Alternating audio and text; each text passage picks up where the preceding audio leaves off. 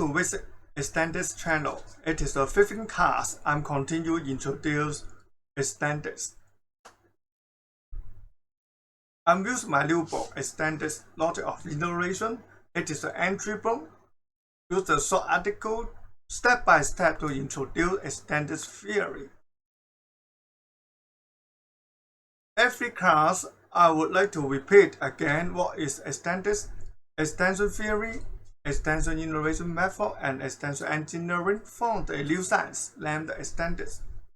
It is an original Chinese new science discipline which studied the possibility of extending things, rules, and methodology of developing innovation with formalized pattern for resolving contradiction problems. We are always called the nature of innovation is come from solving contradictions. So today I would like to introduce the second step of the extension innovation method. Through the extensible analysis and method, it is the last one introduced, named opening up analysis. Opening up analysis both breaking up the whole into parts, and assembling the part into the whole, in Chinese, can generate ideas. In the first part, breaking up the whole into parts can turn complex things or problems into simple things or problems to deal with. Reverse, assembling the parts into the whole is about combining complicated things or problems from cluster and fermentation to achieve a more complete form of expression to solving the problem of contradiction. The path of decomposition is called decomposability analysis. In Chinese, 分解理.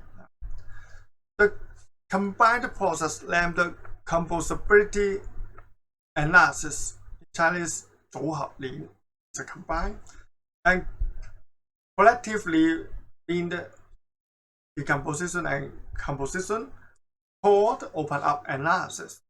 分合理. It's like this diagram: decomposite and composite. It can be used in product design and sales planning as well. Now I'm giving some example for open up analysis. Some product lists can often be combined with other lists.